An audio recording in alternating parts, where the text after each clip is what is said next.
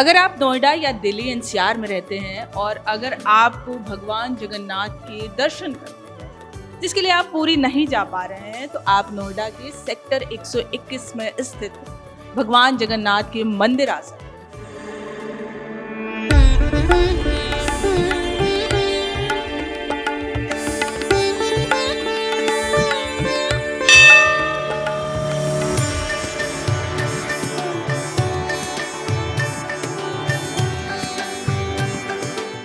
इस मंदिर में आपको बिल्कुल वैसा ही अनुभव भक्ति मिलेगा जो आपको पुरी के जगन्नाथ मंदिर में देखने को मिलता है।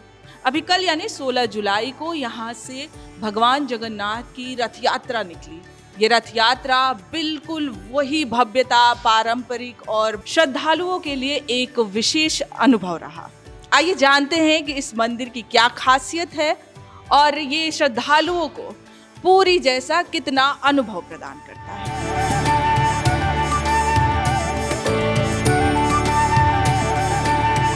हमारे साथ हैं नोएडा जगन्नाथ मंदिर के प्रेसिडेंट प्रमोद बहल जी। चलिए जानते हैं उनसे कि मंदिर की खासियत क्या है और रथ यात्रा आयोजन करने का इसके पीछे मेन मकसद क्या था। प्रभु जगन्नाथ जी की धाम है, पुरी में सबसे बड़ा धाम है। उन्हीं की धाम जैसे हम उन्हीं से प्रेरणा लेके जगन्नाथ, हम लोग जैसे उड़ीसा का लोग हम जहाँ जहाँ जाते हैं, पहले सबसे पहले हम कोशिश करते हैं हमारे आर्य देवता जगन्नाथ जी, हमारे प्रभु, उनका लिए मंदिर बनाया जाए। देखिए बहुत सारे भक्त हैं जो जगन्नाथ भक्त है, वो जा नहीं पाते उड़ीसा में। हम लोग को उनकी जो रूप यहाँ पे बनाया सेम लगभग उन्हीं की हिसाब से पूजा पाठ उन्हीं की विधि से हो रहा है। तो हम चाहते हैं, हमारी एक इच्छा था सब नोएडा वासी को, दिल्ली एनसीआर वासी को जगन्नाथ पुरी का दर्शन यहाँ मिले, उसका पूरा प्रयास हमने किया है। आप मंदिर में देखेंगे, पुरी में आप जाएंगे सिंह द्वार होगा, यहाँ भी सिंह द्वार है, उसके बाद 22 पाँच है, यहाँ भी 22 पाँच है। मैम, पुरी जैसा जगन्नाथ मंदिर देख के यहाँ पे आपको कैसा अनुभव हो रहा है? पुरी जाना क्योंकि हमेशा पॉसिबल नहीं होता, तो यहाँ देख के अच्छा लग रहा है। तो कहीं ना कहीं ये बहुत कन्वीनियंट है नोएडा में। यस। तो अब जो है हम भगवान जगन्नाथ की मेन मंदिर से निकलकर उनकी मौसी के घर पहुंच चुके हैं, जहां पर भगवान जो है 9 दिन तक अपने भाई बलभद्र और बहन सुभद्रा के साथ रहने वाले हैं। नोएडा के सेक्टर 121 स्थित श्री जगन्नाथ मंदिर इस बार एक ऐतिहासिक आयोजन का साक्षी बनने जा रहा है। पहली बार यहाँ भगवान जगन्नाथ के बड़े भाई बलराम और बहन सुभद्रा के साथ रथ यात्रा को पूरी धाम की परंपरा के अनुरूप तैयार किया गया है। विशेष रूप से निर्मित भव्य रथ पारंपरिक सजावट और 4 प्रतीकात्मक घोड़ों के साथ भगवान 16 जुलाई को अपनी मौसी के घर के लिए प्रस्थान करेंगे। यह आयोजन श्रद्धालुओं को नोएडा में ही पुरी की प्रसिद्ध रथ यात्रा का अनुभव कराने की कोशिश है। रथ यात्रा शुरू होने से पहले भी भगवान के दर्शन को बहुत खास माना जाता है।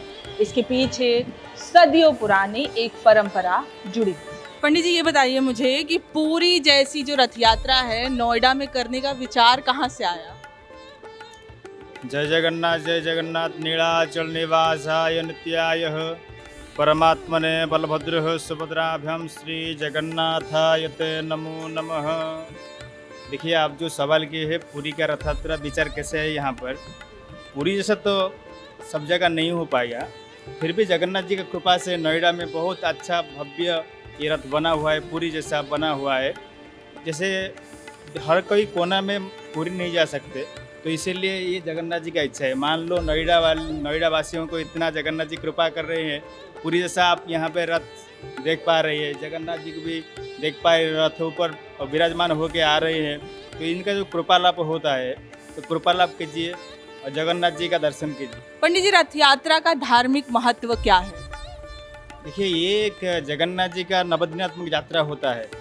ये यात्रा जगन्नाथ जी को कहीं सारा भक्त लोग मंदिर का प्रवेश नहीं है पुरी में, इसीलिए भगवान खुद आते हैं भक्त लोग दर्शन देने के लिए। जो भगवान है ये मौसी के घर आते हैं अपने दोनों भाई बहनों के साथ, तो इसकी क्या कहानी है?